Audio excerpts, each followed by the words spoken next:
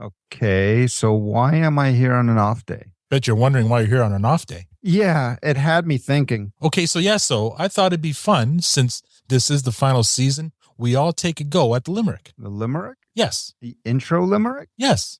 Thanks, and I can tell you're excited about this new idea and direction, but I'm going to pass.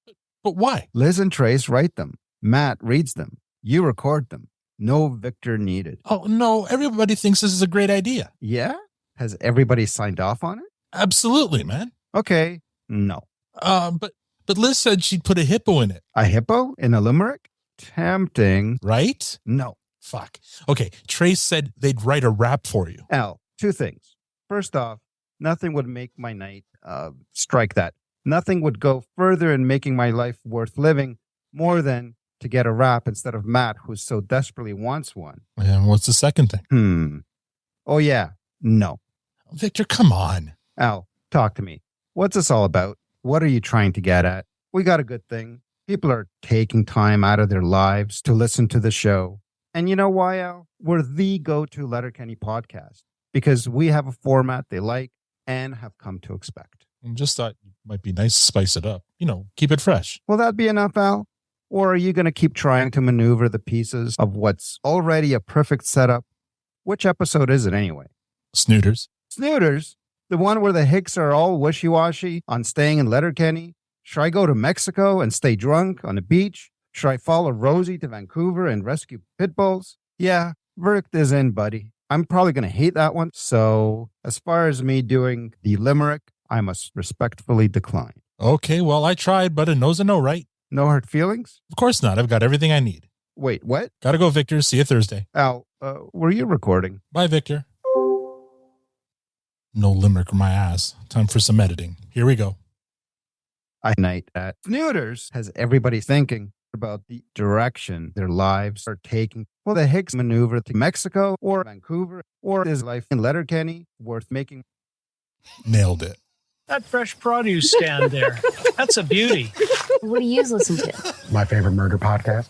Taggart and Torrance podcast. The produce stand. Fucking sexy. What a mess. It's Thursday.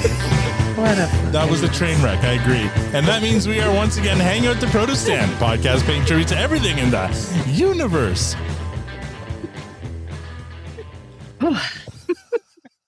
Now, I know what you're thinking. There are many other Letterkenny podcasts out there. Not what I'm thinking. But this one prefers Hooters over Snooters.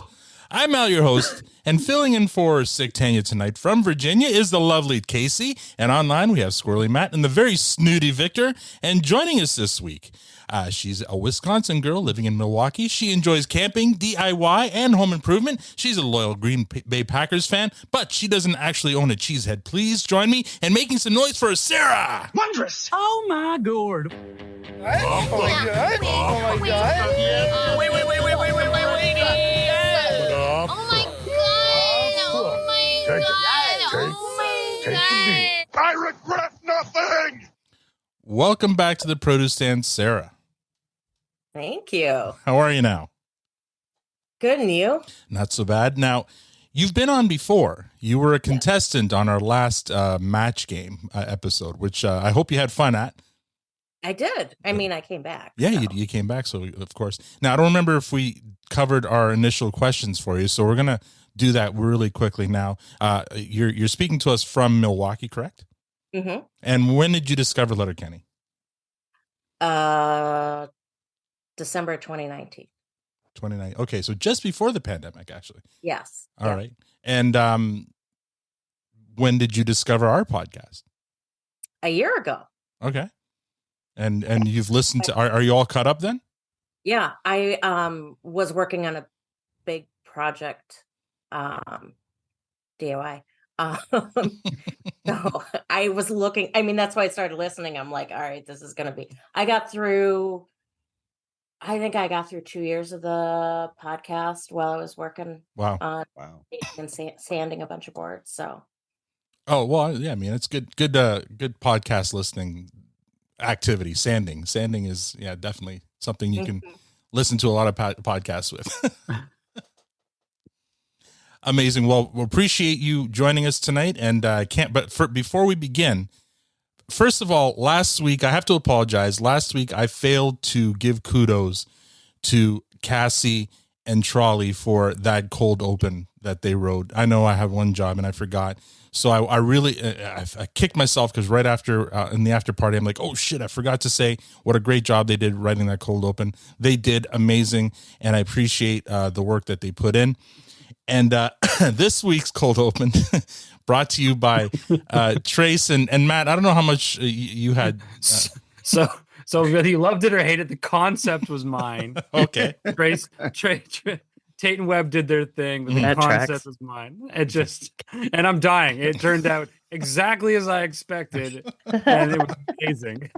So, kudos, Tate and Webb, for fucking. So basically, the concept is write a script between Victor and then I piece together the limerick from that script afterwards.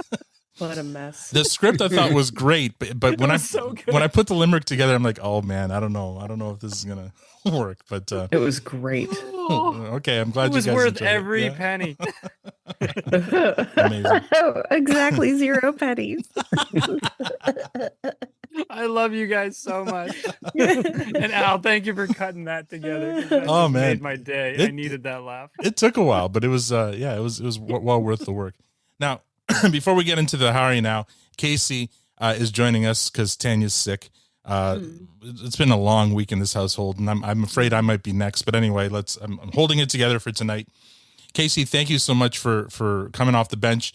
I just need to bring up a couple of things. First of all, you were showing off the bling that you won on the first annual 2023 TPS fantasy football pool. Well and done. I think I'm okay with but it needs to say 2024. Never mind. I was going to say I could send this to the next person. No, but it's all right. Like we'll run it again next year, and if they win, they'll get a ring as well. Okay. Yeah, but I'm impressed at how well it turned out. Like I was expecting it to be plastic or something, so it looks Listen, great. with this bottle of Gus and Bruno and this ring, I am in it to win it tonight. Like nobody better knock on my door with aggression because. Yeah, that looks like it'll put a dent in somebody's forehead. It will. I don't know if you could hear that, but it's not light. No, it's a heavy. Awesome. That's good. So Hopefully it doesn't turn your Thank you, finger Al. green. You're welcome. You deserved it. You earned it. And also, I still think you guys. So on the concept of if you guys do this year over year, you do need a trophy though of some sort. Like kind of like, have you ever seen the league where they have the Shiva Bowl that they win? yeah, but then every we'd have year? to It's send like- it around. Like the ring, I can just send it to the winner. Yeah, that's what you win. I don't understand now. You're missing the concept here, Al. Go Okay. Sports. Go Go sports. sports. Casey, you were also holding up another trophy. It was a Gus and Bruno Yes. bottle of Canadian rye, and you got a T-shirt. You got the rye. Awesome. What's your first impression of the rye? Yeah, it's all right. I mean, I'm drinking it Wayne style Mhm. because I too am battling a cold. Right. It is not COVID. Mhm. But whiskey helps, and skip the hot toddies and just go straight for the whiskey, in my opinion. So this couldn't have arrived. Oh, here you go. Yeah, that's the ring. It's delicious. It does have some light notes, but I could see myself getting sloppy on a bottle of this with no problem. Okay. Some sage advice there for you. It's drinking whiskey. Perfect. Yeah. All right. Some double tapping whiskey then. Hell yeah. All right. Fuck cool. yeah. Here we go. How are you now? Tonight's lineup is Victor, myself, Casey, Matt, and our guest Sarah has the last word. Victor, how have you been, bud? I've been good. I'm Mhm. drinking some Rush beer tonight. Like the band Rush? Yeah, I think so. Okay. I don't know if Matt is like Adrian. a beer connoisseur, so maybe he knows. I've what never that is. I've never seen that one. Yeah, so somebody gave me some Rush beer for Christmas, and so I'm just working through it. It's pretty good. So before we get anywhere else, we need to wish Fiona happy birthday. It was her birthday on Wednesday. She turned 7. Aaron sent me a very lovely email reminding me of the event, which I was already well informed about, but she's an official member of the Hippo Guild, so I have to call her out on that. Oh boy. So that's good. How old is Fiona? She's 7 now. 7. Okay. Yes. Lucky yeah, seven. and it's a really wonderful story. I probably have talked about it before. You know, she was born premature. Nobody thought she would make it, and now she's look at her go now. And she's a good sister to her little brother as well. So it's a very good, nice hippo family. We're talking about the hippo, right? Not a child of yours. Is that right? Might as well be talking. He doesn't love his just wanna be children. clear. as I don't much like as your hippos. tone. I'm just Potato, asking. tomato. Just asking for clarification. Settle down. Anyway, yeah, so that's good. We had a pretty fun evening on Monday, spending a couple of hours or so with a nice friend, or hopefully a new friend of the podcast. I'll let maybe the others say more about that.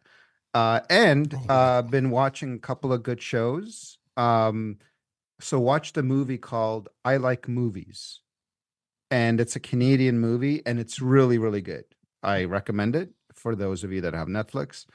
And then a limited series called Boy Swallows World. It's an Australian show, and it's from a book, and it's based kind of 50% on like of a true story and 50 fiction. One of the best the best miniseries I've ever seen. Wow. Okay. Yes. That's a really big statement. Yeah, It's a big statement. So miniseries meaning there's not going to be a season 2. It's you know, set and done. I'm not going to say anything about it because I don't want to give it away. Go watch it. You're going to love it. It's incredible. Okay. That's high praise. Yep. Sold. Thank you. All right. For my week, I mean, as I told you, my house is full of sick people, and I'm playing nurse for the last, I don't know, since Monday. So not fun, but my son's back at school. Actually, he got back to school long enough for one class, and now his exams start. And today is his birthday. It's his 17th birthday, so we put a candle in a Cinnabon and we're saying happy birthday to him, gave him his gifts, and yeah, we couldn't do much because Tanya and Veronica are still kind of out of commission. But then, yes, Victor alluded to on Monday, we had Olivia Stadler on the podcast, and she was great. And our patrons have been enjoying that interview for the last week. And on Monday, it'll go out free and wide to everyone on our feed. And on Monday, we're going to welcome Allie Pierce.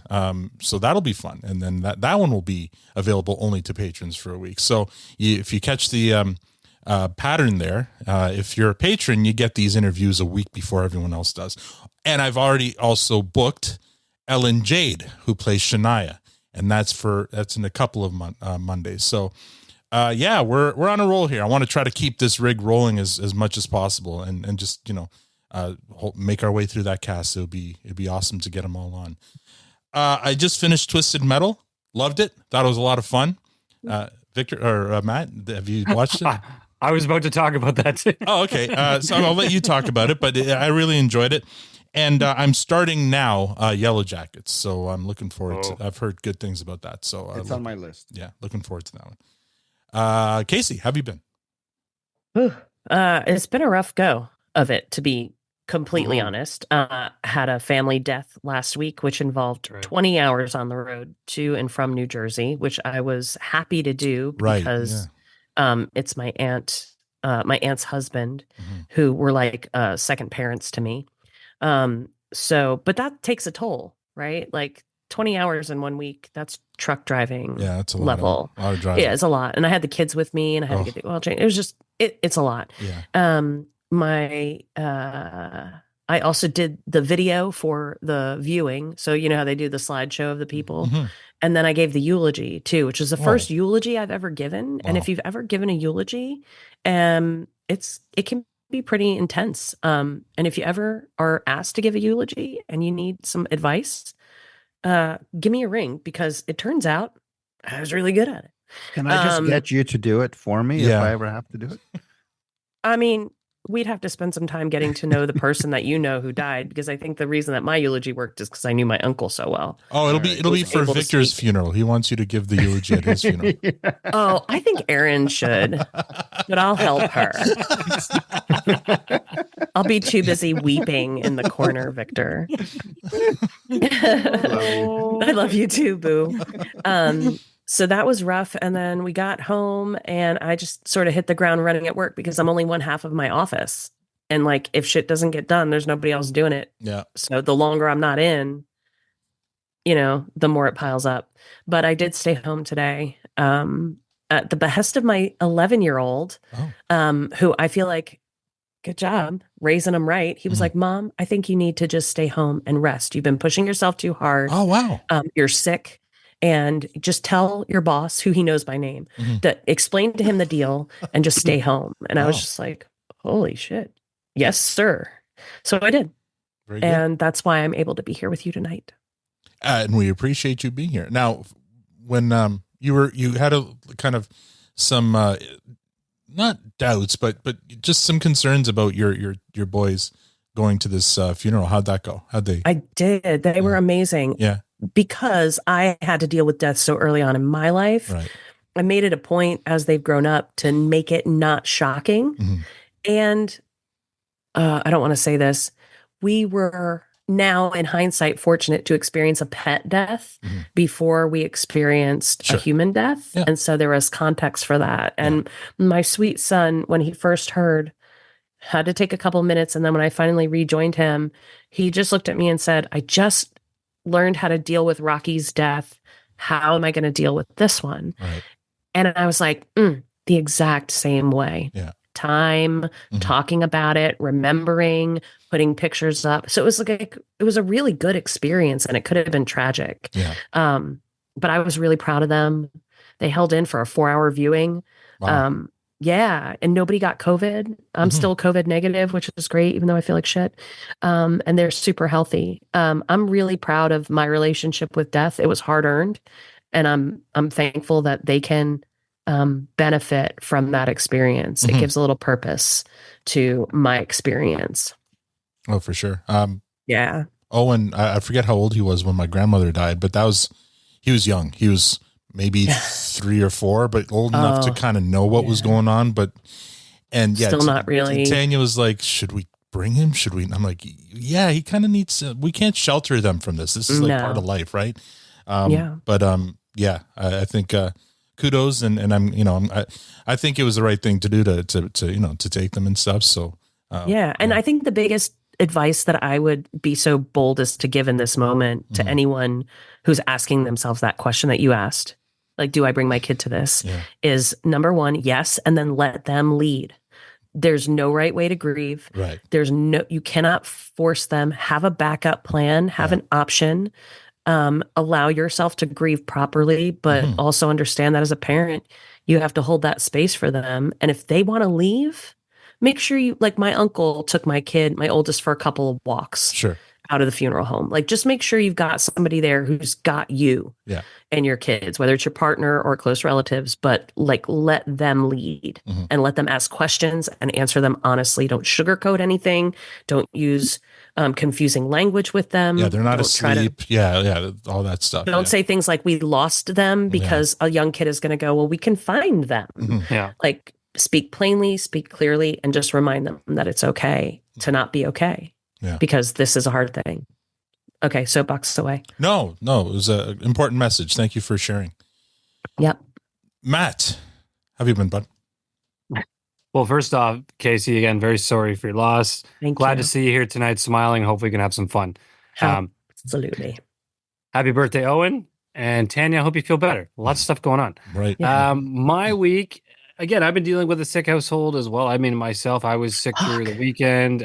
Jen's still a hot mess. Being hungover from your 40th birthday party doesn't count. That was the weekend before. Okay.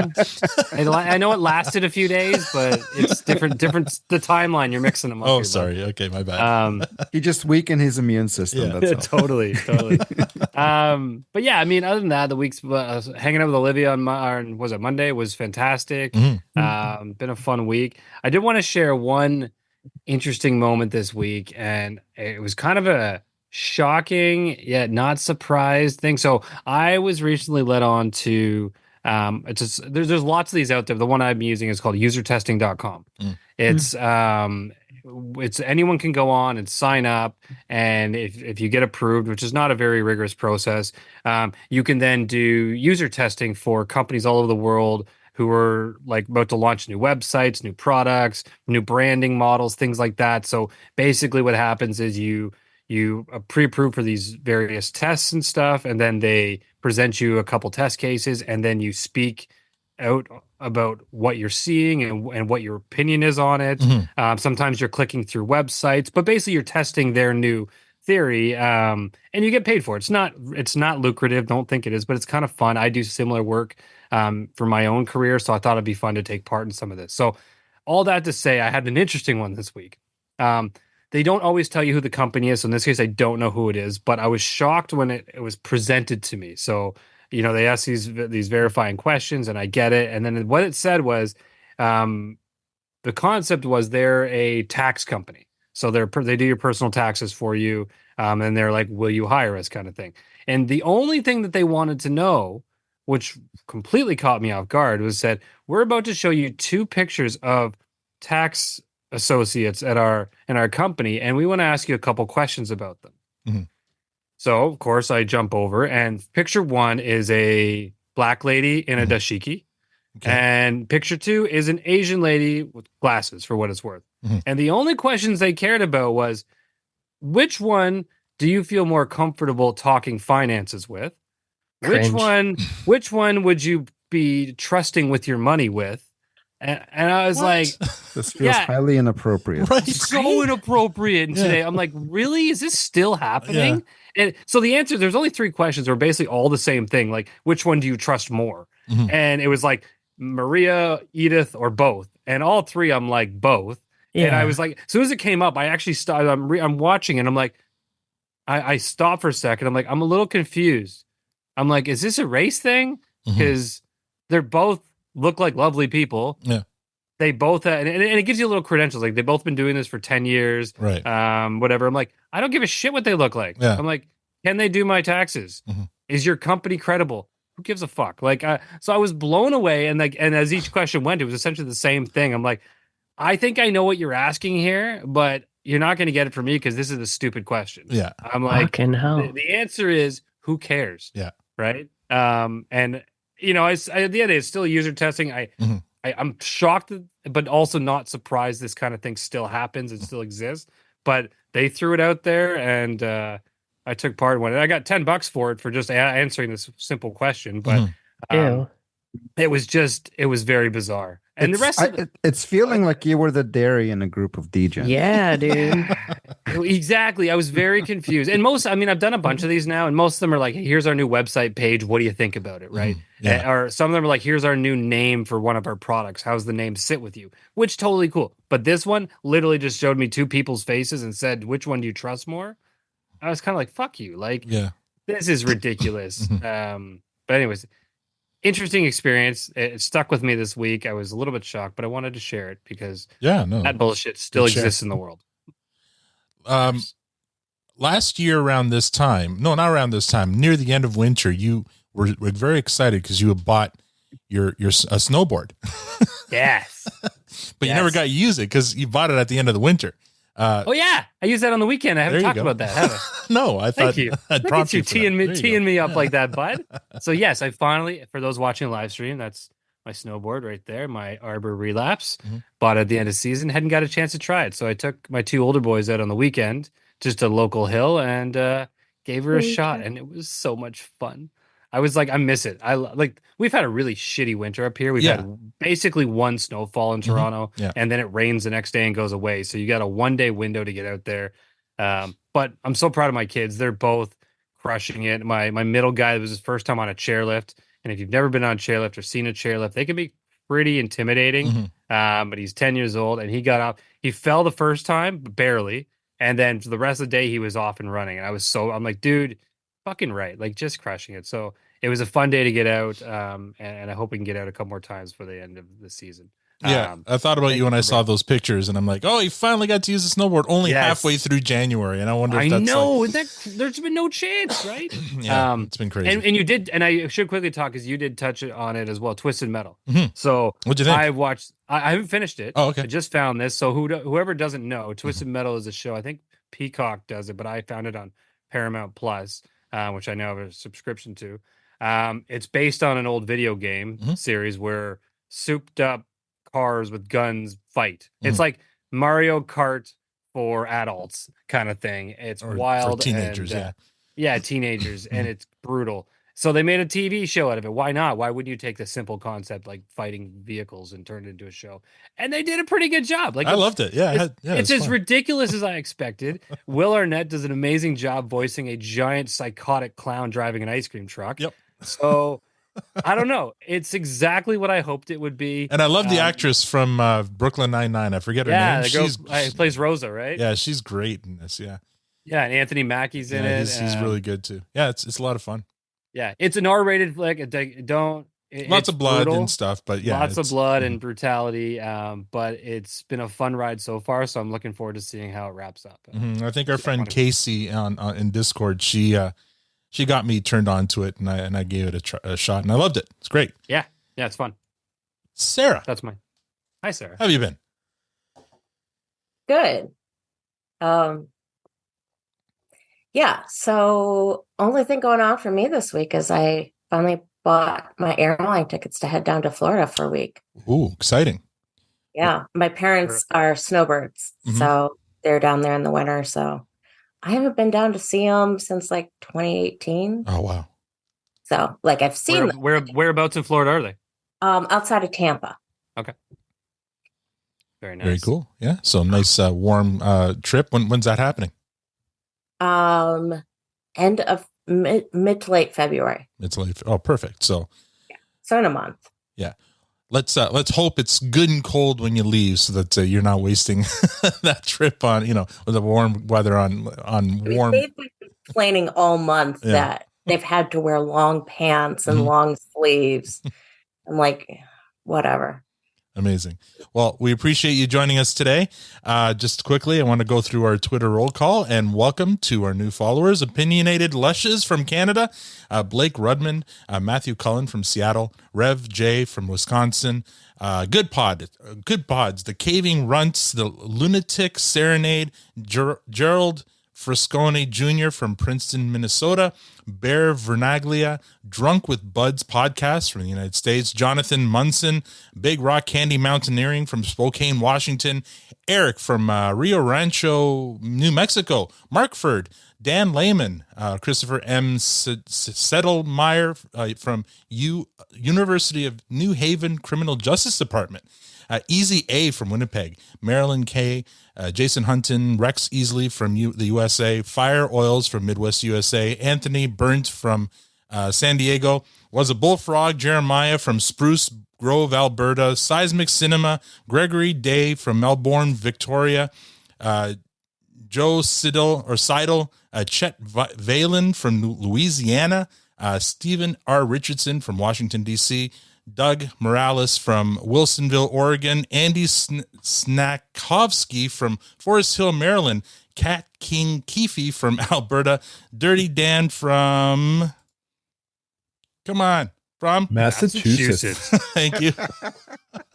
Sully, Veronica Stewart, Nikki Fabry from Lena, Wisconsin, Matt Blosser from New Lexington, Ohio, PDX Hockey Dad from Minnesota, GC12, Sean, Jonathan Dysart, Che and Fab from Toronto, Kay White, Nefaria from St. Louis, Dave, Chris Gentner from Denver, Colorado, Cian O'Donovan, Sean O'Donovan, Hooper from Michigan, Heidi Carter, Julie, and Jerry Smith. Thank you for following and hopefully for listening. Previously on Letterkenny. Last week, we recapped and reviewed episode 3 of Letterkenny season 12. I'm a DGen. That episode received a fresh rating from Matt and our guest Jez, a clearance from Tanya and myself, and a compost from Victor. According to our scientific Twitter poll, 64.6% gave it a fresh, 31.3% gave it a clearance, and 4.2% gave it a compost. This week, we recap and review episode 4 of season 12, Snooters. Victor, have you done your homework? Snooters. It is. I've done my homework. Casey? Just. Matt? Twice. And Sarah? Oh, yeah. All right, well, here we go. Well, don't bore us. Get to the chorus. We open with Derry sitting around a bonfire with his other pals, Mick and Jiving Pete. They're talking trucks. Mick is trying to convince Pete he should buy his 94 Dodge Ram, a $1,500 truck that he'll sell him for only $1,000. Pete ain't biting. Derry informs them that the Dodge Ram was the Motor Trend Truck of the Year in 1994. Mick chimes in with some bad math. Motor Trend's Truck of the Year 40 years ago. I ain't buying your 40-year-old truck, Mick. 30. I for sure ain't buying 30 of them. No, it's 30 years old, not 40. Is it only 30? I'd add that up again, Derry. Oh, 30 years old, not 40. Yeah, okay, I'm gonna trust you on this one, fella, but I'm pretty sure that it's... 10 more good years on that gal? And you're saying it won Motor Trend's Truck of the Year? And that's not debatable. That's fact. Not like all these numbers that keep adding up different every time. Is that right? Mickey smells blood. So when Pete asks if the truck has won any other awards, he starts making shit up. It won Car and Truck Magazine's Car or Truck of the Year. It also won Truck and Auto Cars Passenger Trend of the Year. Derry's confused, but Mickey's not done. The same year, it won Outdoor Truck Magazine's Sport Trend of the Summer. Derry's still slow on the uptake. Pete wants to get this straight. He wants to make sure he knows what he's paying for here. With every fake award Mickey adds to the truck's resume, he keeps raising the price. Now it's $2,500 truck, but he'll sell it to Pete for $1,750. Pete agrees that it's a good amount of awards, but he'd feel better if it won one or two more. Derry finally gets in on the action. Well, Daryl, didn't you just tell me it won Truck and Trend's Motor Drive of the Year? Yeah, Inboard Motor Cars Auto Trend of the Summer, too. All in the very same year, eh? Can't forget Vehicle and Drive Magazine's Outdoor Car of the Truck. I figured it won that one. Didn't it win Trending Truck's Best Passenger Drive, too? Hot damn, what a tally. Driving Sport Magazine's Trending Auto Motor, definitely. Swept the season. Just beat out the Silverado for Auto Truck Sporting Trend. I heard those Silverado guys were getting pissed on that one. Just squeaked by the F-150 for Car and Sports Trending Motor Truck. Well, why do you think I didn't buy that one? Because you're a smart man. Looky. All that for $1,750. Listen, it's a $3,000 truck, but for you, I'll give it to you for $2,000. Deal. Mickey and Pete shake on the deal. Cut to Derry standing alone afterwards. Your pal tried to sell you his old boat right after, but as your dad likes to say, if you can float it, fly it, or fuck it, rent it. And wow, the opening theme. All right, Victor, wow. what do you think of that cold open? Yeah, that was cute. I was just overwhelmed by putting myself in their shoes of trying to remember the lines of all of those fake magazines. I just felt overwhelmed by that. It's hard enough to remember the real magazines, but those fake ones are pretty out there. Yeah, I kind of even wonder if they kind of screwed up the names, but they left it anyway because who would know? Right. Right. So it was cute. Like I wasn't like falling off the chair laughing at it all. I was just thinking, you guys deserve everything you get. So you're all degens, even Derry for taking part in that. And but yeah, it was good. In the live stream, somebody who was it? So Derry, it's great to be the smartest guy in the room. So Derry is definitely the smartest guy there, but Mickey's pretty smart too. He's upping his price every time, and Pete's just lapping it up. I thought this was a lot of fun. I really enjoyed this one. Every time Mickey raised that price, and Pete was like more and more impressed with all these made up awards. It was just, I enjoyed this one. It was a lot of fun. Casey? 100% bullshit round here. I feel like Derry is like in this moment, he is every parent of siblings. Because at first he goes from like, what the fuck is happening? Right. And he's trying to figure it out. And then you can see at some point he just gives up and goes along with it. Yeah. And I've been in that conversation with my children so many times where they're going in on one another. And I'm like, huh? And then somebody looks at me and goes, right, Mom? And I'm like, fucking sure. Yeah, absolutely. Minecraft is blah. Like, I don't know what I'm talking about. And I feel like Derry's the same way. Yeah, that's it. Degens. Awesome wants us to know in the live stream, the float it, fly it, fuck it line is from Letterkenny. So it did sound familiar, but I couldn't remember where I heard it from. Matt, what did you think of that cold open? I loved it. Yeah. I thought this was such a fun, fantastic cold open. It was like they painted the picture, these idiots, so perfectly. Yeah. The math thing, like when he said, wait, there's 10 more good years on this thing. Yeah. I died. I'm like, you won me right there. It couldn't get any better. And then he kept up in the price. I'm like, the banter between these two was just so tuned in. I appreciated every minute. And I love that they gave a cold open to a couple of guys other than the main characters for once. Like, yes, Derry was there, but really this was Mickey and Jive and doing their thing. And I thought it was brilliant. The only thing I'll say about the float it, fly it, or fuck it line, horrible. And That says a lot about Derry as well, coming from his family, right? There's a whole debate in this season of whether he's actually a degen or not, and a line of that coming from his sources. Right. I don't know. It's a little bit questionable, but the concept of this open I thought was great because the other thing I took from it, I know it's jumping around here a bit, all those magazines and awards and all this shit. Anyone who's done any research on basically any vehicle that's ever come out, you're going to find 1,000 awards coming out in random magazines or editorials online that support the vehicle you're looking for. Those things are just dime a dozen, mean absolutely nothing for the most part. And that's right. I took the joke all playing from as well. So I thought it was fantastic. Awesome. Except in 2013 where my car won car of the year. So that was real, but only that one's real, right? Yes. Only that one. Sarah. Yes, Victor, you're very special. What do you think, Sarah? You guys pretty much covered it. The joke about the price going up, the comment on how fake all the auto awards are, just and it really shows Derry how Mick is willing to use him. Right. But also, Derry's willing to go along with it. So, and there's a good line that Mick uses later on about Derry that kind of explains that. So we'll get to it. We'll get to it. Yeah, here we go. Coming out of the opening theme, scene 1, we open at the Skids After Hours Club. The place is jumping. Bonnie McMurray's dancing with Tyson. McMurray with Gail.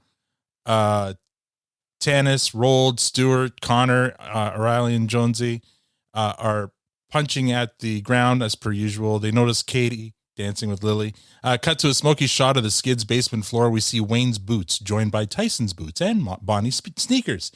Wayne comments on how smoky it is. Tyson thinks they have to 2 smoke machines going. Bonnie believes there's 22 smoke machines going. In other words, everyone's smoking in there. Bonnie asks them both to dance. Wayne wonders how they can even find their way around the place. The only reason he found a chair was because he walked his nuts into the arm of it. Cut to Katie and Lily. Riley and Jonesy approach them. Lily immediately turns them down. It's way too hot in that place to have them pushing their horns up against their backs. She tells them not to bother with Katie either because they're moving to Mexico. Riley and Jonesy back away from the snipes. Cut back to Wayne, Bonnie, and Tyson as they start to reminisce about the 3 times Tyson and Wayne fought. I fought this guy 3 times. Was there a third? You wouldn't remember the first because I knocked you out. With a sucker? Which you returned in the second fight. Okay, now I remember the third. That was also kind of a sucker. Him or you, bud? Holy fuck, I'm tired just thinking about it. Yeah, I guess you get to a certain point in life where you're not in such a hurry to stand up when someone walks into a bar asking who's the toughest guy here. Let's dance. It's too hot to just stand here. It doesn't make sense. Bonnie drags Tyson back to the dance floor. Cut to Katie and Lily. Lily asks Katie where her brother is. Cut back to Wayne sitting in his chair. A pair of feet walk over and almost trip over his boots. It's Tanis. She asks Wayne if it's him. She just tripped over. It's that smoky in the basement. Wayne answers, how did she know? Because she just kicked a steel toe, the toughest boots in Letterkenny. Wayne comments on how smoky it is. Tanis hard agrees. Then back to Katie and Lily. You're really serious about Mexico, aren't you? Why wouldn't I be? Aren't you? I don't know. You're in a place like this after being in a place like that. You don't ever feel stuck? Katie doesn't answer. She just looks pensive. Cut back to Tanis and Wayne. Tanis starts reminiscing about, the early days. Hey, yo, so I stopped at a Mennonite produce stand today, and the ash from my dart dropped onto a hay bale and almost lit that fucker up. Well, that could have been barley. Then I got deja vu. Well, that's a glitch in the Matrix. Yeah, I've seen this before. Well, I'm pretty sure you have. Exactly. The time I burned down your produce stand. Oh, yeah. Fuck, we were out of our minds then, eh? Yeah, you were pretty out of your mind then, Tanis. Yeah, and then the big brawl after. Whoa, baby. Well, no good deed left unpunished. I don't see that sort of thing going down anymore. What, because we're all pals? Nah, I just can't see myself caring about something enough to do, arson. Well, sure, it's a bit extreme. Or the brawl after. Well, could be worse things in a scrap. As if I did arson. Which we've established was a bit extreme. Yeah, and then I rounded up every tough dude on the res because I was like, fuck you, fight me! You are a rare breed, Tanis. Your girl had some energy, fuck. Fuck. Fuck. Holy fuck. Well, I guess I've learned, you don't try that shit with the toughest guy in Letterkenny, huh? Well, do you want what? Given the chance again, I think I'd make more of an effort for things to simmer a wee bit so it doesn't get to arson. Yeah. I guess you get to a certain point in your life where you're just like not in such a hurry to brawl with a bunch of Indians, eh? Anyways, later, boo. Oh. Fuck. Tuck in those steel toes, dickhead. You could kill a man. Lots of flashbacks during that interaction. Cut to Riley and Jonesy trying to process what they just heard from Lily. Katie might move to Mexico. The skids over here. Fuck Mexico. Colombia's like right there. Super Snooters. Back to Katie and Lily. Lily's editor loves the farmhouse photos. She wants Lily to shoot the rest of Letterkenny on her way out tomorrow. And then cut to somewhere in the smoke-filled basement, we hear McMurray call out for Wayne, and Wayne answering in a sort of game of hick Marco Polo. Gail's there too. They all complain about the smokiness. McMurray tries to follow Wayne's voice to find him.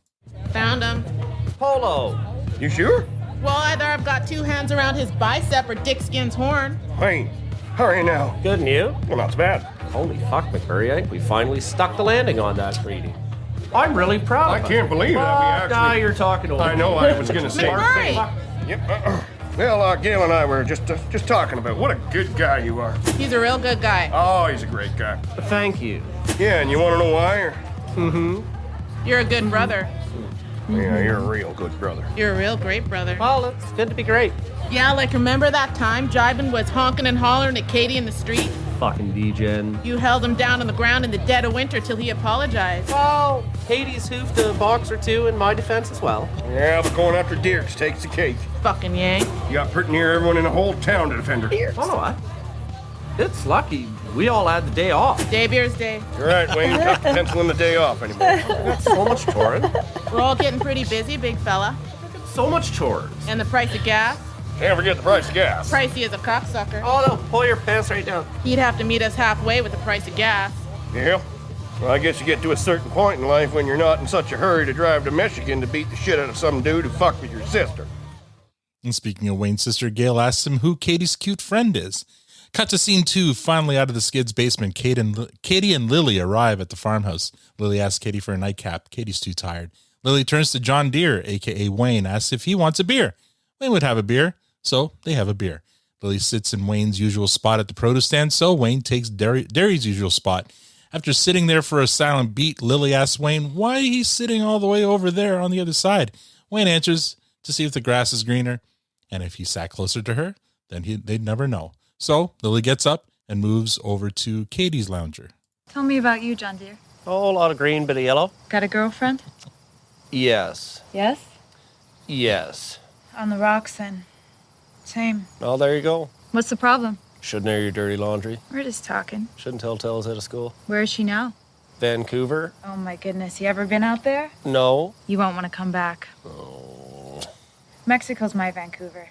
Want to know why me and my guy are on the rocks? Shouldn't air your dirty laundry. He's stuck. Shouldn't tell tales out of school. I love our town and I love our life there, but every year we go to Mexico with my family, and every year I can't wait. I'm so excited, you know? Yeah, I think I know. But when it's time to come home, I'm not excited, you know? Yes, I know. I've asked him to move down there, but he can't picture it.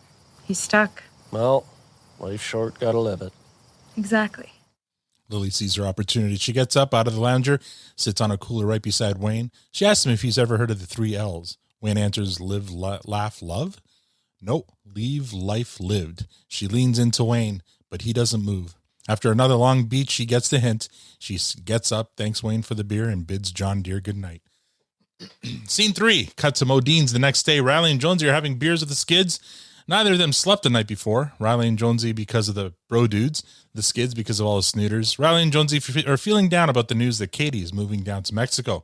This news disappoints the skids as well. Colombia is right there, and they have superior snooters. Riley says they really don't want her to go. Then a voice from another table says, tell her that. It's Tanis and Shania. They ask Riley and Jonesy why they don't want her to go to Mexico. Mexico's fucking rad.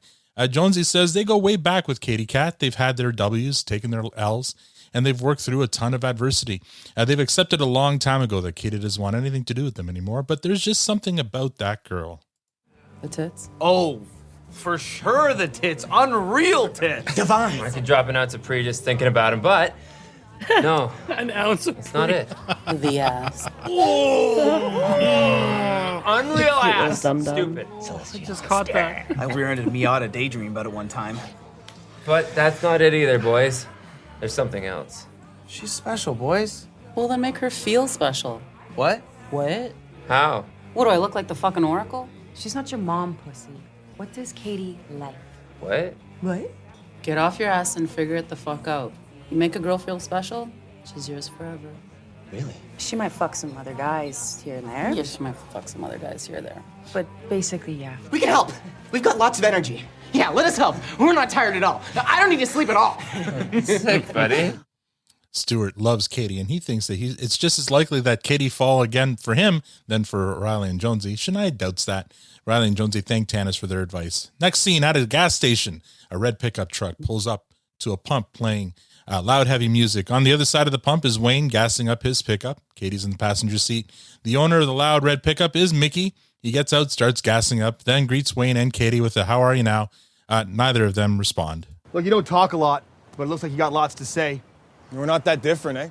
We all come from good, hard-working Canadian stock.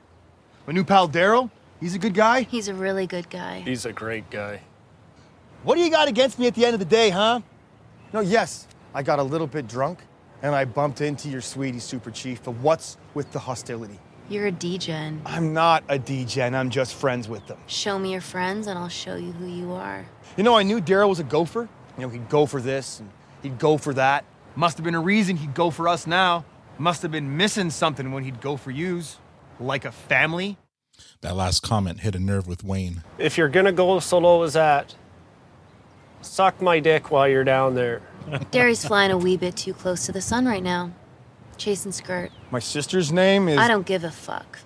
But yous are D-gens. And I'm just friends with Show them. me your friends, and I'll show you who you are. Derry's walking pretty tall right now, but it's only a matter of time before you show him who you are. And if he gets hurt, trying to catch a fallen knife out there with yous, that dog'll hunt. Next scene, back at the farm, Squirrely Dan is sitting alone at the produce stand wearing his Mennonite hat, watching Lily drive off. Not only is he wearing the straw hat instead of his usual overalls, he's wearing pants with suspenders and eyeglasses, looking more and more like a full-blown Mennonite. Scene 6, cut to Camp D-Gen. Once again, Mickey is yelling and threatening a mutt. Derry asks him what's wrong with him. What's wrong with me? What's wrong with you? With me? Yeah. Well, I don't know. Well, you're old friends, that's what. I don't think I have any old friends. Wayne and Katie. Yeah, but they're still pretty young. That's not what I meant. I meant... Oh, now I see what that is. Like from the past? Right, so not literally old. Like, we're your new friends and they're your old. From before. So not literally old. Not in age. Yeah. No. I still think I wouldn't call them my old friends, considering they're... Well, they ganged up on me at the gas station. What? Yeah, and assaulted me. What? Verbally. And you know what? I'll tell you one thing for free, Chuck. If I hear either of them speaking my name around town, there's gonna be a predicament. Speaking your name? You know, like when rap guys are beefing and stuff. Put some respect on my name. Don't speak it unless you're gonna put some respect on it. On what? Put some respect on his name. It's not as if it's cheese whiz. Put some respect on it or pull up. Pull up? Catch me outside. How about that? What do you mean pull up? You know, pull up. Jiving Pete interrupts the lame rap battle. He got a handful of straws. He proclaims it's Saturday night. Everyone gets excited, except for Derry, who's confused. Pete asks Derry to draw a straw. He obeys, but asks what it's for. He doesn't get an answer. So far, he's the short straw. Pete goes to give the rest of the straws out to everyone else. Derry once again asks what the straws are for. Harley finally answers. It's for a little game they play on Saturday nights called Run and Gun. She says he's going to love it. The person who draws the longest straw gets the gun. Mickey pulls out a rifle. And the guy who draws the shortest straw gets to run. Radass has drawn the shortest straw. He goes around frantically looking for someone else with a shorter straw, cursing in fear. Mickey cocks the rifle. Harley grabs Derry's hand. Let's have some fun. Next scene. Cut to Katie walking somewhere in the dark. Mariachi music is playing in the background. She calls out for Riley and Jonesy. She finally finds them dressed in Mexican ponchos and sombreros. The Skids are also there. Rold is dressed as a matador, and Stuart's wearing a luchador's mask and hanging a piñata. There are tiki torches, a tiki bar, and a picnic table. Katie asks what's going on. Riley is spicing up the carnitas. Jonesy offered Katie a spicy margarita, 3 ounces just like she likes them. I'm gonna need a fucking matador. Rapido. Why Mexico?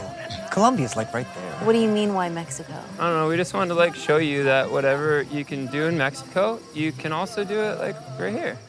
Sunshine, tacos, tequila. Look at this beautiful beach. It's basically an all-exclusive. We don't have an iguana, but I could nair a squirrel for you. Can I get some of that nair before the squirrel uses Nair a squirrel? This is kind of fucking sweet, boys. We wanted to make you feel special. But I'm not moving to Mexico.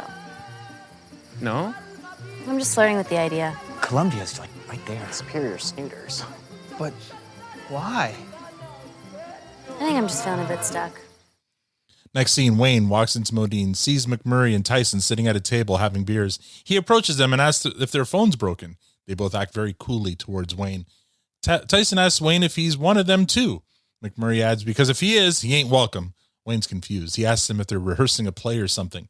McMurray throws his phone at Wayne, asks him if he's seen it yet. Wayne, still confused, looks down at McMurray's phone to see the video of Derry with the D-Gens proudly yelling, "I'm a D-Gen!" to a whooping crowd of D-Gens.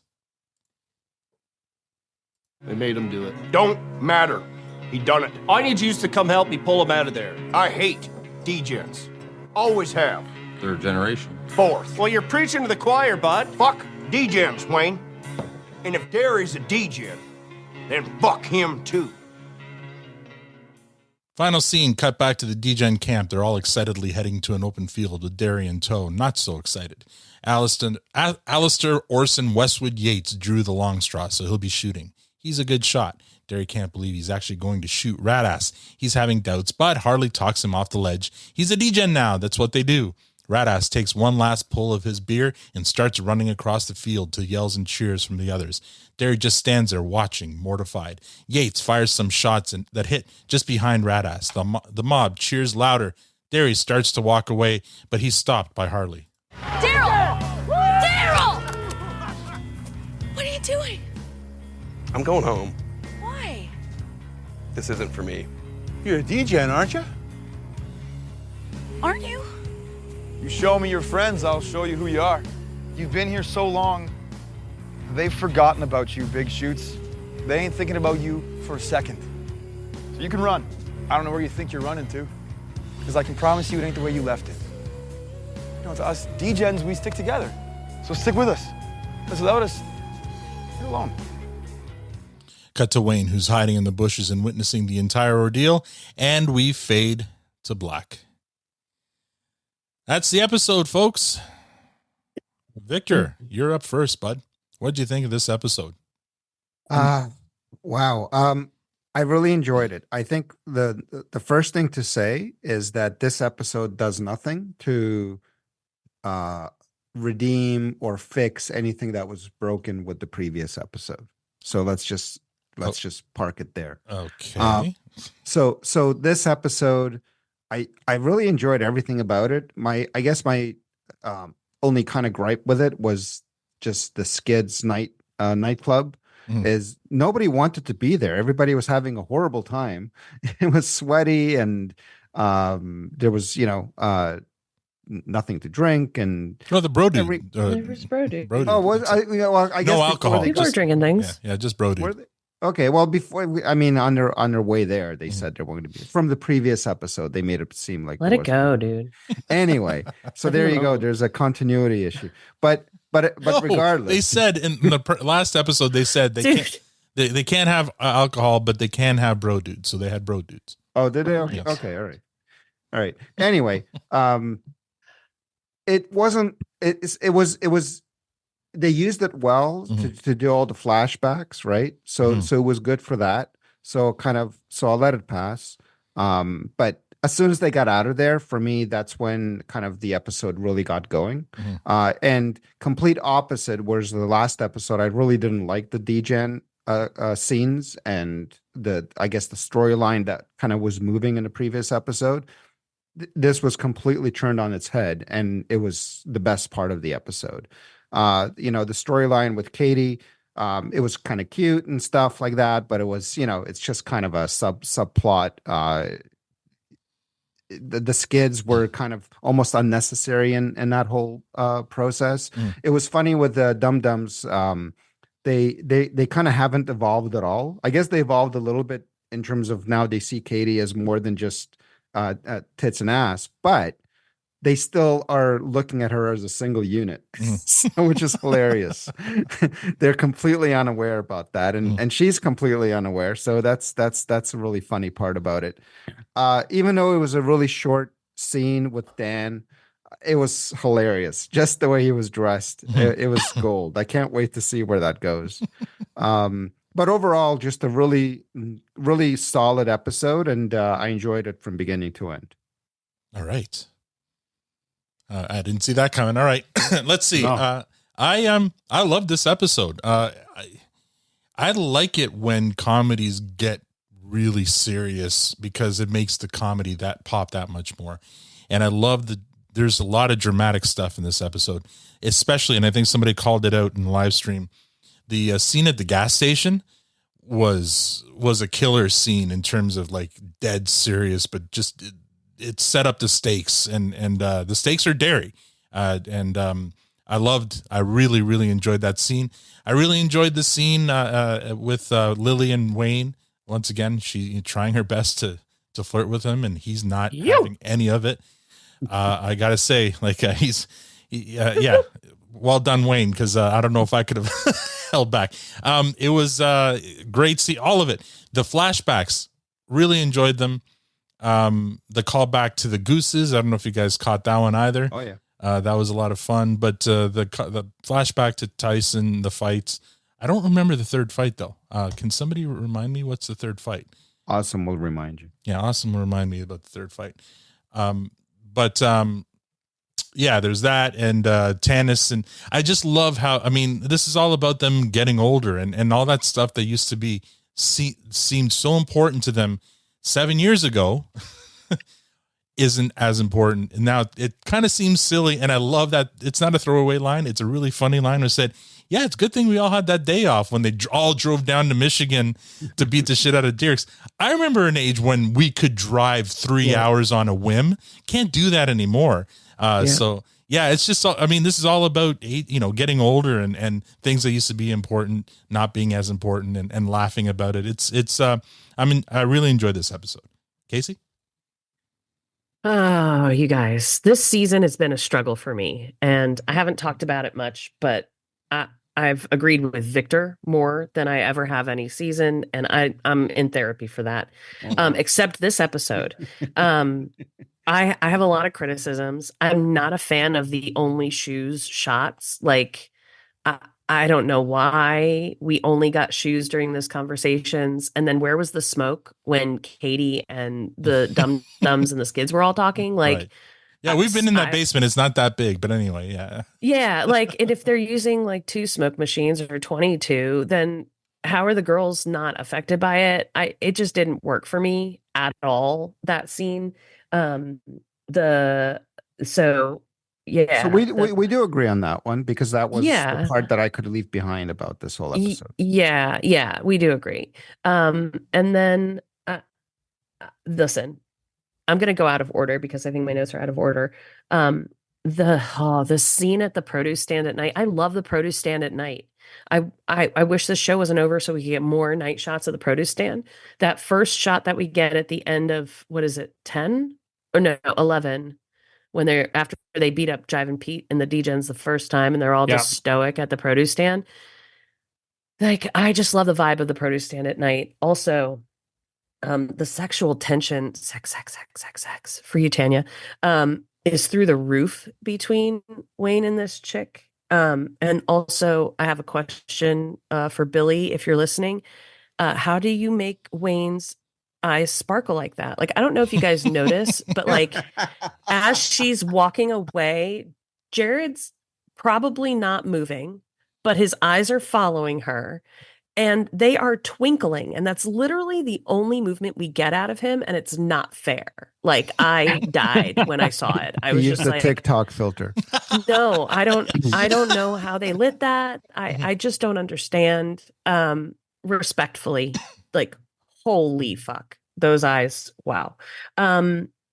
Dum-Dums and the Skids doing Mexi night for Katie. I have to say, Ashley Nay, who is head hairstylist for Letterkenny and Shorzy, And did hopefully an a future amazing guest. Yeah. job with Katie's hair when she's walking toward like Ashley knows I love her. She might not know I have a major crush on her, but she's done so well with hair on both shows. So shout out to her. To take it back to the gas station scene, I'm prepared to make that my number one scene of the entire 12 seasons. I don't love know. all your criticisms, by the way, so far. Oh, thank you, Victor. I was waiting for that. Thank you. I don't know why Mick has to be so damn handsome. I wish they made him a little uglier like Pete, but I guess he has to be separate in a way for the argument that he makes with Katie to work. My mom raised me with show me your friends and I'll show you who you are. So when that came out of Katie's mouth, I was like, these are my people. Like I didn't even have a doubt about that. And of course, in the pre-show, while you're down there, suck my dick is just, that's it. You can end the episode there, in my opinion. Did anyone catch that line? Harley saying, what was it? Mick says that his straw, Derry's straw is shorter than his. And his sister says, yeah, it is. Like, it is. Yeah. Like she knows. Yeah. Yeah. Ew. Yeah. Yeah. Yeah. Gross. Who runs in a straight line anyway? Like, if you're playing run and gun, why are you running in a straight line? You're giving these guys too much credit. This is I know. No. In a game like this, where you're not actually going to shoot the guy, you have to run straight. Otherwise, you're going to get hit. It could be you can accidentally run into the next shot. Maybe exactly. What a fucking degen! Come on, haven't you ever played a degen game before? What's not wrong? Run and gun. You never fired Roman candles at each other? I don't even know how to answer these questions. But if you're degens and you got a gun out and you're playing run and gun, like, why are you not actually trying to shoot each other? Like, you're degens. There wasn't any, I didn't buy it. And I hated that. I hated run and gun, actually. No, it's like if you're ever in Rome and you have to cross the street, you got to cross straight and don't zigzag. Otherwise, you're going to get hit by a scooter or a moped or Ciao. Yeah. So there you go. Prego. Okay, thank you, Victor, for clearing that up. I still think it fucking sucked. I did like watching Derry. I liked the slow-mo shot and the movement of all the degens sort of like enjoying themselves, and Derry's just there. Also, Wayne's fucking eyes again in the trees. Jared's gorgeous. Everyone knows this, but what the fuck is happening with his eyeballs in this episode? It's like magic and entrancing and a little intimidating. And on that note, I had to say, to everyone on Reddit or everywhere else who's crying Kiso for Wolverine, no, give me Kiso as Bruce Wayne and Batman, and then we can talk.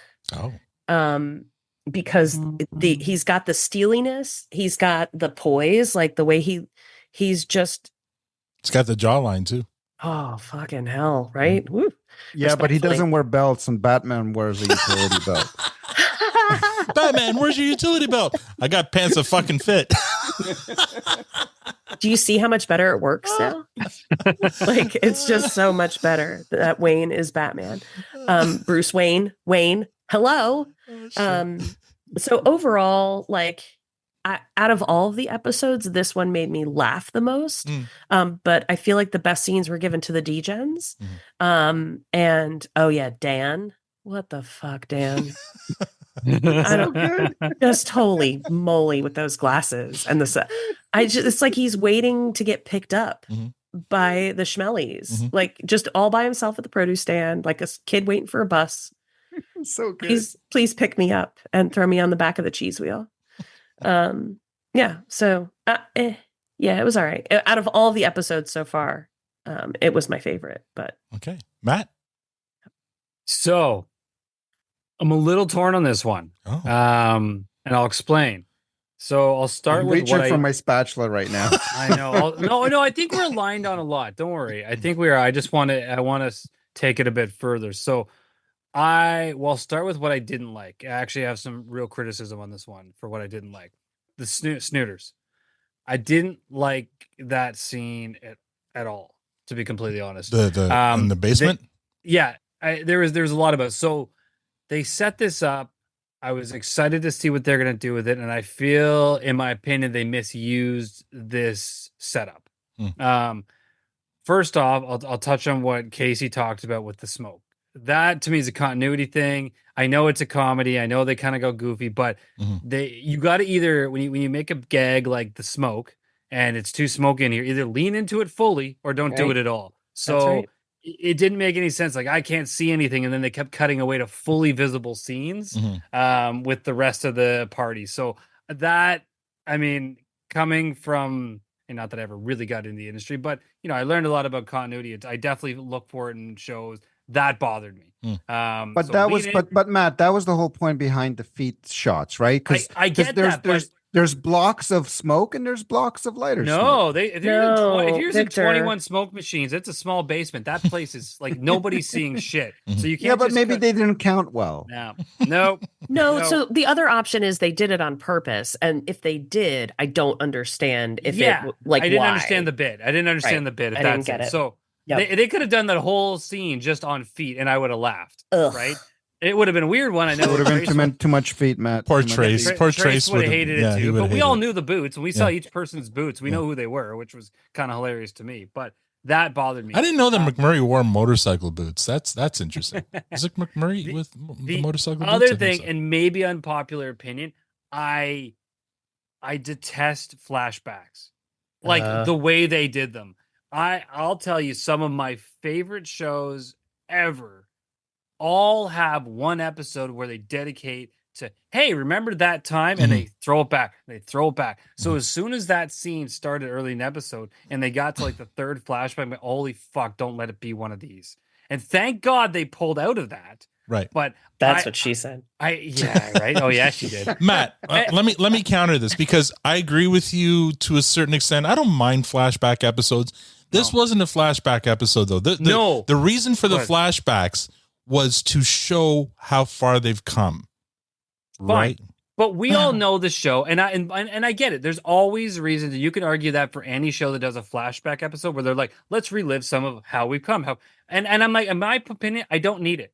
That's just I just feel like the test is a very strong word. I don't. Well, no, I don't. And again, this is I'm sure it's an unpopular opinion, but I have like again, The Office as an example does a full episode like this.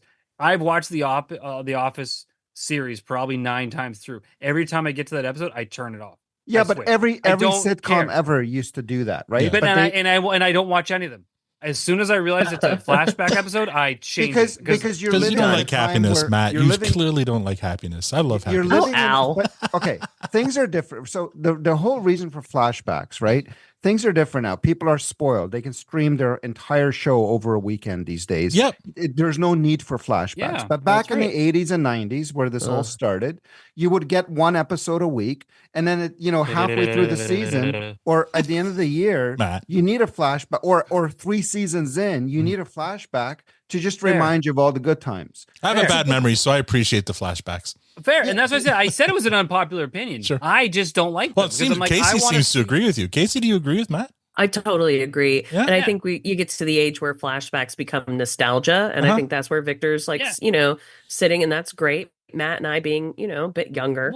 I think. But don't you agree that the flashbacks are because it's the theme is they're thinking about like they're growing up. They're like here's my opinion on flashbacks. It's lazy.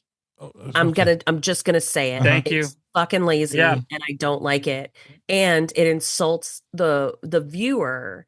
Like it's much more interesting to say it and not show it, and force people to go back. And that might be my marketing mind. Thank you. But it does it in the context that of where the it's opposite set is up. true, Casey. No. In a visual medium like television or movies, you show it, you don't say it. If you can show it, you don't say it. I think I give Time them a out. pass because it's the final season. We're on a podcast, and you didn't have to describe fuck all about that scene. It was 100% dialogue straight through. And the only indication we got on this podcast that there's any flashback was a tiny little stinger shh. And that was annoying. But like I just have to fundamentally disagree because they're talking over the thing, and they're showing scenes from old shows that we've all committed to memory. And Sure, we have. The super fans have. But those scenes are so quick. They're so short. So Like, why they're not- put them in anyway? Because I you think got to us- break up the shots of the shoes. to give us a break from a really see you, bad Sarah. from a I really see it. bad scene to begin with. Where we're Sarah. just All looking right, at shoes. let's go to Sarah. I have a theory. Yes. Sarah, please, Go. please save us. Well, There's it 5. dawned Take a on me side. that we're not seeing faces or anything, so it's turning it into basically an audio, like a podcast, Mm-hmm. reviewing some of the best scenes, sort of like we do all the time. Mm-hmm. Okay. Sort of. Wait, did they steal our concept? Here we go. Here we go. But I'm not a huge fan of the clip shows and all of that. I think this was done very well. If you're gonna do it, it wasn't the entire episode. It was one scene. Right. They were very, very quick. Mhm. It flipped through them, but it honestly reminded me of like our what was the top 10 silent episode or silent scenes. Yeah. I mean, it's just sort of that whole, okay, now we're in a visual medium and we're not going to show any visuals Yeah. by just Fair looking at their feet. Yeah. Okay, Thank fair you. enough. All right. And I know I'm not done because I got more, but I'm glad that debate happened, and I want to round up as saying, listen, I appreciate. So you called it out. It wasn't the whole episode. That's what saved it for me because I was very worried that I'm like, oh fuck, is this what this episode's going to be? And it was about a third of the episode was this, so that was too much for me. But and by contrast, the very first episode of this season, I actually called out and appreciated all the subtle nods they made to previous seasons and things, so they can like Casey, you called it out. You can make mention to things, and then it triggers our memories. Like, oh yeah. But they don't need to show it, and I've always had issue with that. That's my opinion. Let me Okay? just fix your math.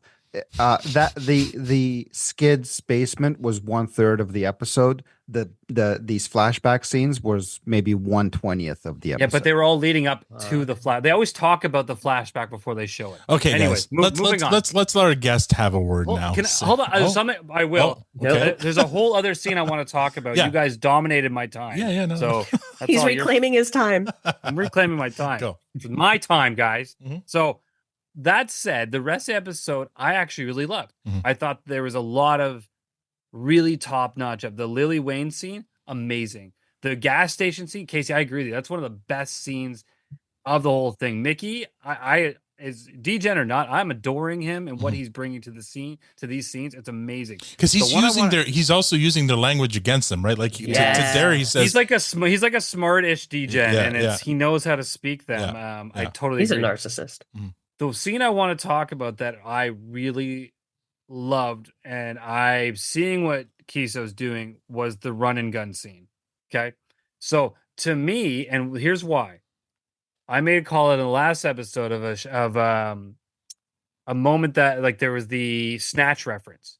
To me, this is a whole secondary Snatch reference to the hair coursing scene in Snatch. So if you haven't seen the movie Snatch, there's a whole scene. Oh, where you they just do blew hair Casey's coursing. mind.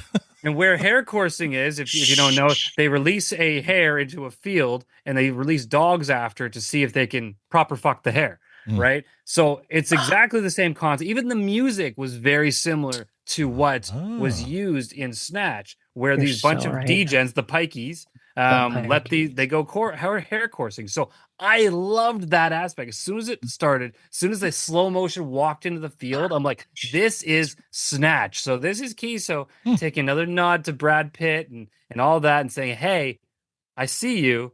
This is what I'm doing. Love it. And the character they chose is Radass. Not a rabbit, but a rodent. So it is 100 in my, and I could be completely off, but I feel this is absolutely another reference to Snatch, and I loved it for that, from the music to the how they shot it to like the slow motion, the drinking, the excitement, everything about it was a replication of that scene from Snatch, which again is one of my favorite movies. So I loved it.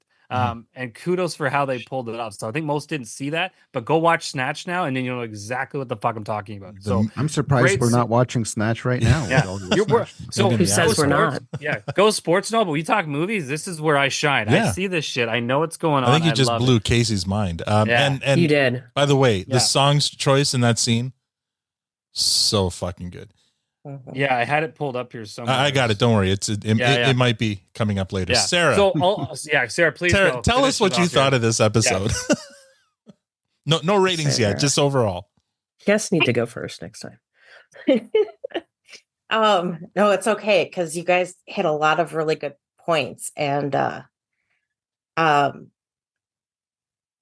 so I thought it was funny how Tanis and Shania seem to just be hanging out at Modine's and like butting into conversations, at least with like Riley and Jonesy. This is the at least second time it's happened this season, and it started cracking me up. I also love her advice, just because the dum-dums aren't smart enough to think of that themselves. Right. But it was dead on what they needed to do.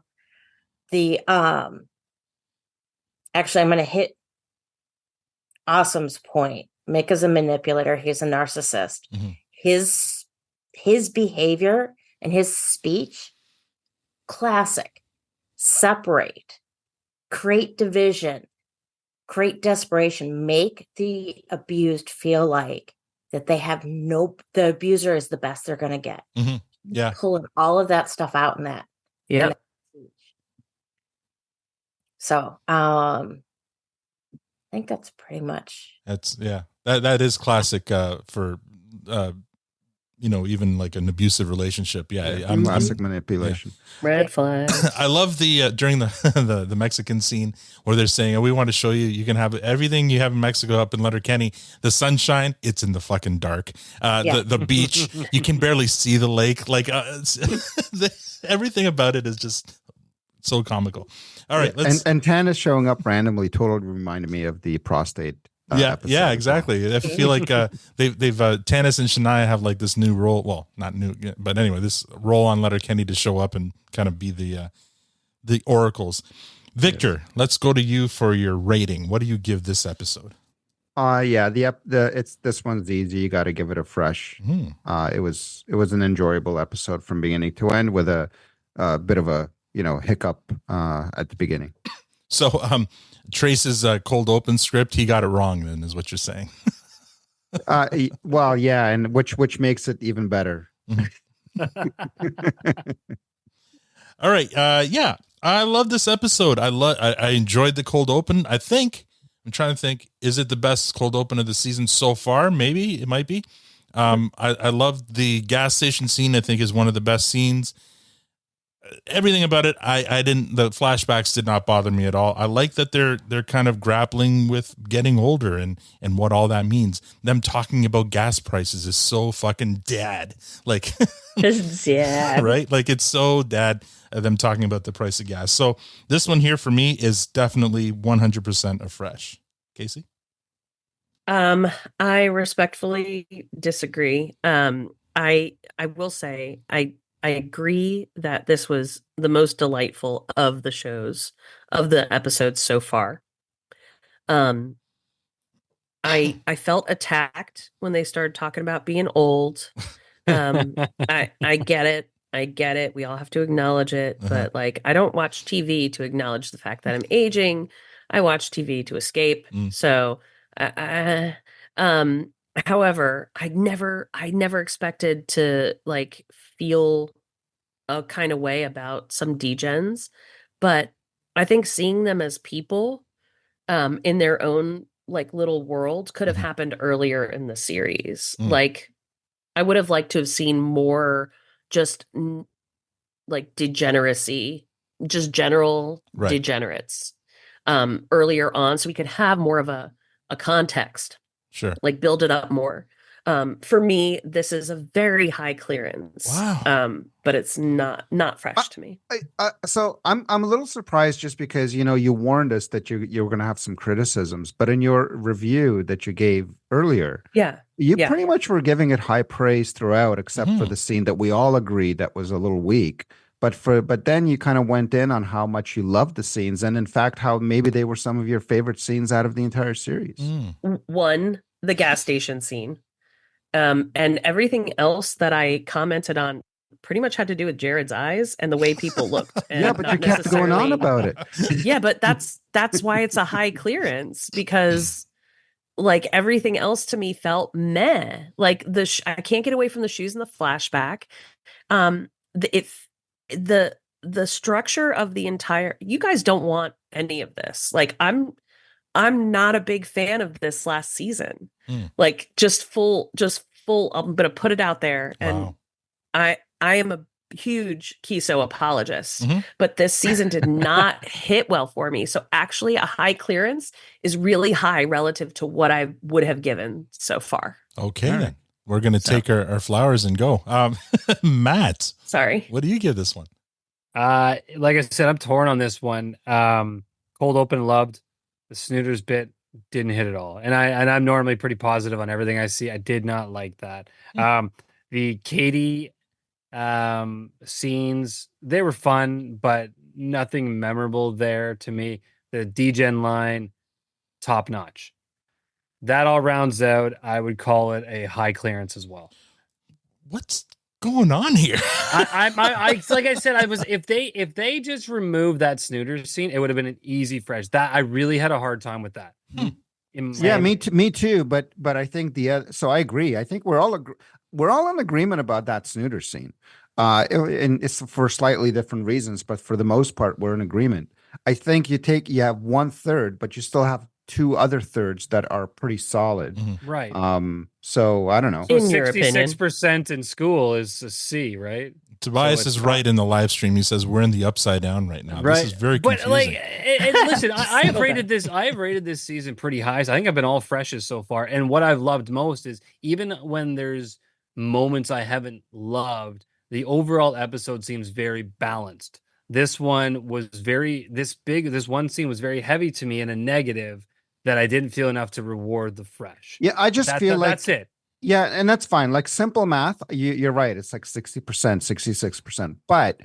But I think these scenes score differently, right? Because I mean, all of you guys are gushing over the gas station scene. Yeah, it was fantastic. Right? So that one immediately gets high praise. It wasn't even that long, but the way that it was done was really excellent.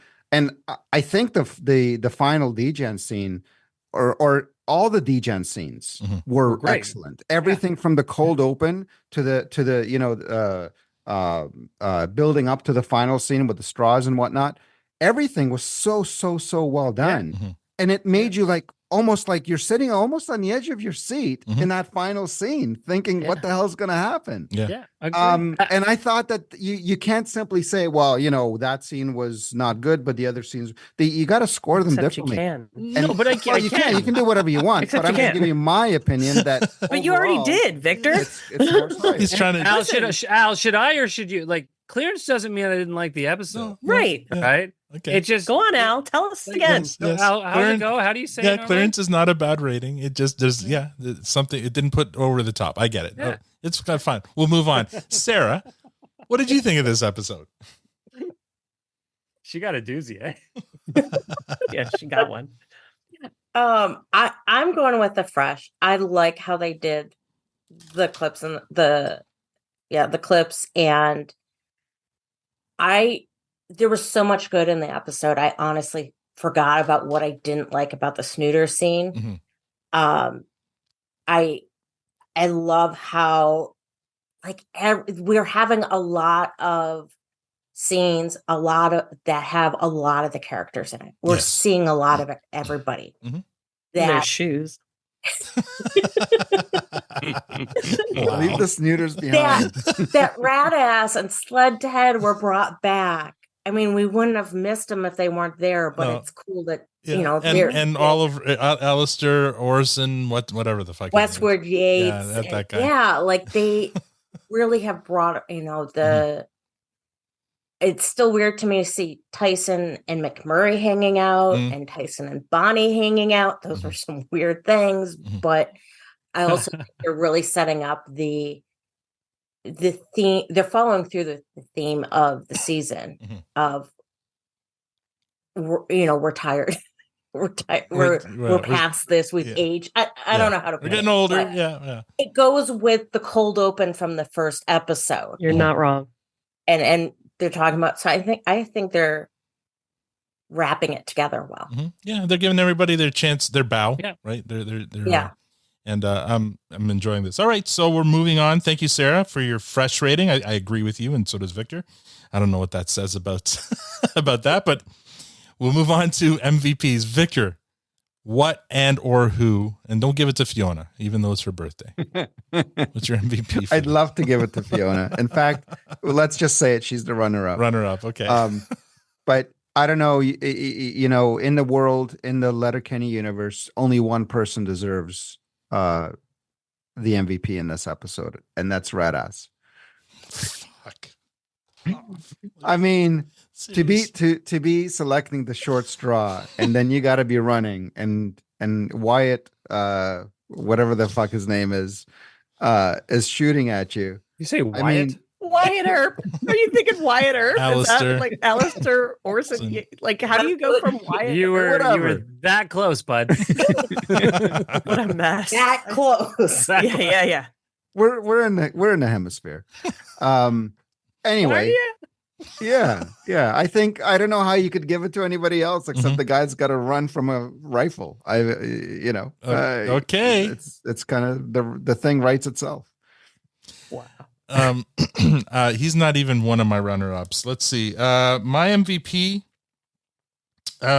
You know what? Because I kind of like the scenes he was in, the cold open, the gas station scene, and I agree with you, Matt. Mickey is like a fun character to be watching. Yes, he's doing all the manipulation and stuff, but I like the way he's playing it, and the manipulation is what's driving the story forward. And I think he's doing it. He's playing a really good heel, so I got to give it to Mickey in this one. Casey? Yeah, I don't disagree with that, but he would be my runner-up. Okay. My number one MVP has been and will be from this episode. Jared's eyes? No, the Naird squirrel. That was going to be Victor's. That thing needs to have a t-shirt. I could nair a squirrel for you. I feel like that's the ultimate. Like, that's the new TikTok trend. That's gonna be a new TikTok trend right there. Yeah, there's just so much there. So thank you for that hippo, Victor. Think of all the poor cold squirrels that are going to be now. This becomes a trend. Like, because it was in place of an iguana. Like, so obviously you take a squirrel, you shave it or you nair it, and nair it. That's as good as an iguana. Okay. I can imagine Stuart like feeding it like nuts by hand while it's just sitting there for the 5 to 10 minutes, or doing a patch test on its little belly. Oh, Jesus. I like that rule said he needed to use the nair first. Right. Yeah. He asked for the nair first. Yeah. Like there were awesome lines in that scene. There were, yes. You need to fuck a what was it? Matador. Pronto. Matt. Yeah, I wrote that one down. Your MVP, Matt. I'll lead with my MVP and then give my runner up. So one of the easiest MVPs is Mickey. From the cold open to the gas station to the speck on my name scene, like this guy came into his season with some juggernauts who have been carrying this show for years and has absolutely like put himself in a place that should be respected. He is, whether you love the D-Gens or not, I can't see another person stepping into that role and this season being as enjoyable. I think. Yeah, I'm glad they brought absolutely somebody stellar. different in and not given this maybe to somebody that was already there, right? Like we've already had enough of Jive and Pete, and it doesn't seem like any of the other ones could have carried the storyline. Like, and he's not just the Dirks wannabe; like he's his own character. So, yeah, he's Really such is. like he is just delivering his role with such perfection. I'm absolutely loving it. The runner up I want to call, which I think will be a little surprising, was McMurray. So that one scene where he throws the phone at him and says whatever is like, you haven't seen it. Dan Petronevich delivery in that Petronevich, isn't it? Petronevich. Anyway, okay. Dan, his delivery is in that whole scene is one of the most genuine, authentic deliveries of some dialogue I've seen in the show in a long time. You see something different turned on in him. It's not the typical McMurray. The seriousness that he brings, it shows what that guy is capable of. There's just a couple short lines he gives there, but they hit hard, and they didn't go unnoticed. So I want to call that out There was a couple fantastic moments there by him. Okay. Yeah, that's it's not a bad call at all. Sarah, your MVP. I'm sort of changing what I had originally picked. Oh, okay. I think I'm going to do my runner-up as Tanis. Just all right. Good advice, and make a girl feel special, and she's yours forever. Yes, she might fuck other guys, but she's still yours. I love forever. that. But and then Riley and Jonesy for actually admitting that they don't want Katie to go and doing something about it. Mm-hmm. Yeah. That's the dum-dums don't usually. Yeah, they're being sweet. Yeah. Yeah. So you're giving it to Riley and Jonesy? Did they, Sarah? Yeah. Yeah. Even with all of that cultural appropriation. Yeah, when you said the Mexican scene, I almost got in there and was like, I'm pretty sure that's not PC, but you said it, buddy. I do like that when they started that scene, Riley is like, he said he's spicing up the carnitas, but he's brushing something off of his It looks arm. like spray tan or something that he's I don't know. I'm like, I hope he wasn't he didn't have a notion of something, Maybe it was some leftover ounce of pre that he had generated earlier. When this kind of spice. Oh, the Salt Bay? Yeah. All right, cool. Thank you so much for that. I want to move on really quickly to some news. And I mean, I'd said it off the top, but yes, next Monday, we're going to have Allie Pierce visit us. And the following Monday, Ellen Jade has been confirmed. So looking forward to having Shania on and doing that for sure. We do have one listener comment here from our buddy. Well, many listener comments, but I chose one from our friend PJ, Victor's friend. I like this episode. Didn't love it, but he's talking about last week's episode. But I'm not going to be as harsh as I was in season 12, episode 1, or as Victor for this episode. Derry seemed very conflicted on how the D-Gens were acting, and I was surprised that he admitted repeatedly that he was a D-Gen. So thank you, PJ, for listening. And actually, he just joined. Well, he'd been on the Discord. He'd been a member of Discord for a while, but he just started becoming active on it. So hopefully, he can continue doing that. We appreciate. I should mention that there's a squirrel that comes to our house at lunchtime. You gonna narrate? Well, now I have to think about it, but yeah, he comes because we give him cashews, and he enjoys the cashews very much. Okay, and his name is PJ. Wow. And yeah, PJ stands for Peanut Junior because Peanut was Peanut used to live with us. He was really a great squirrel. It was about 3 years ago, and he kind of built himself a little house in this little area that we have on the outside, and he actually used drywall, and he was a really smart squirrel. Wow, drywall. And did he go to Home Depot and pick up? I don't know. He was bringing sheets? stuff to build the nest, and he actually brought some drywall. I don't know where he found it, but it was really, really smart. Squirrels don't give a fuck. No. Yeah. Anyway, so I feel like this is a descendant of Peanut because he comes right up to our screen door and waits for us, and he's not scared at all. And we called him PJ. So there you go. There you go. So maybe this is PJ. Maybe he just learned he got himself a Twitter account, and he's a Grateful Dead fan, so maybe not. Anyway, thank you so much. We're going to go around with our final comments. Victor, it's to you first. What can we say? Sarah, you are very patient, and you have lots of perseverance, and we appreciate you for that, for putting up with us. You're welcome back anytime. Casey, you've done a pretty good job of playing Tanya, maybe a little more with a few more hard edges, I think. Maybe Tanya's a little softer, but I think you need that balance. So I appreciate that. But yeah, you were fantastic as always, and you're also welcome back anytime. Thank you. Yeah, and lots of love.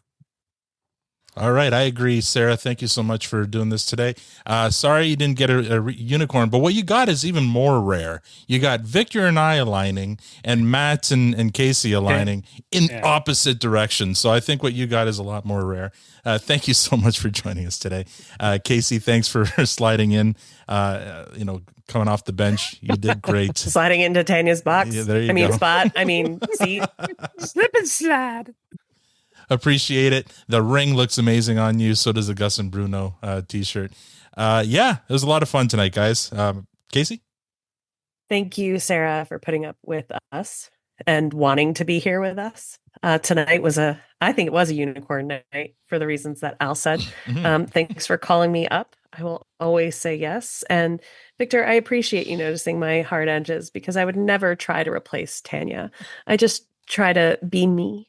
So thank you for acknowledging my rough edges. You guys are the best. And thank you for cheering up my very long week and a half. Awesome. Matt. Yeah, I know we've all had long weeks in our own respects and different reasons. Funny enough, this evening before even joining, Jen was asking if I should sit this one out because I've just been exhausted. Like it's been just for whatever, a lot of sickness around here. I've had some long days, some sleepless nights, nothing particular, just one of those weeks. And she's like, maybe you should just sit it out. And I said, you know what? This is fun and I need fun. And it didn't disappoint. Sarah, thanks so much for joining and putting up with our shit. And yeah, I think Al's right. You kind of got an interesting one. This one took some curveballs, and these are the ones I have the most fun with, where we get some banter and some controversy and disagreement. Here from Produce Stand. That's what. Whoa, what are you playing, Al? Sorry about that. I don't know what happened there. Apparently he didn't like what I was saying. Oh, my bad. He was playing you off at the I know. I was like, or something. I was thinking the same shit. I'm like, I didn't ease it in either. He just threw it down hard. Somebody messaged me and I was checking the message. I didn't know there was a video attached. My bad. We've been hearing your little patings all evening. So. I love how he's playing you off the stage. No, I'm not playing him. Matt, I'm so sorry. You're not. It's okay. I still love you, brother. No, I'm sorry. Okay. That was bad. That was bad of me. It's our first. This is our first episode, right? We're working the kinks out, guys. Yeah. We might apply for an award in a year or 3. Yeah. We just jumped timelines, and this is episode 0. But all in.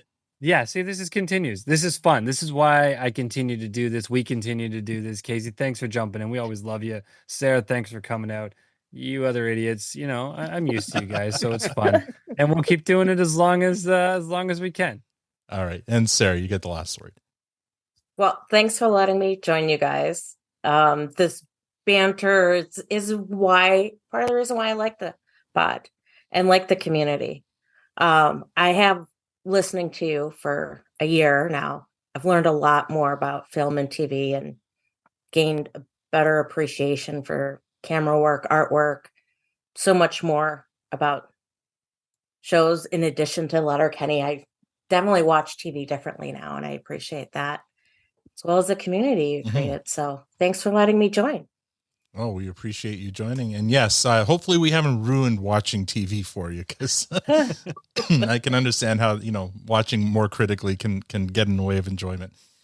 All right, we're going to play us off here, or I'm going to play us off here with, oh shit, I didn't load the song. What? Where's the song? One job. God damn. Okay. Fever's Fun by Gopa. Wait, and then let me just, you can add it later. Here it is. Yeah, Fever's-san by I'm reading as Gopa. Gopa. Yeah, let's do that. I'm going to open it in my Windows media player so we can. That's still a thing. I know. Using iPaint. Here we go. Yeah, Awesome writes Gopa in the live stream. Like, we know how to read it. We just don't know how to say it. Guapa. Guapa. Guapa means beautiful in Spanish. The U and A are the other way around. It's Gopa. This is a great song, and it perfectly used during this scene. Guapa. It felt very The Crow. Mm-hmm. Yeah. And it's a very long song, too, so I won't wait for the... And that's all we have for this episode. Next week, we will recap and review episode 5 of season 12, Stuck, with our new buddy, Rebecca. If you'd like to support the podcast, please tell a friend. Also, follow us on most social media outlets at ProtestanPod. Thank you for joining us. Now we're going to go hang out with our friends in the after party. On behalf of Sarah, Casey, Matt, Victor, and myself, thank you for listening, and have a great week.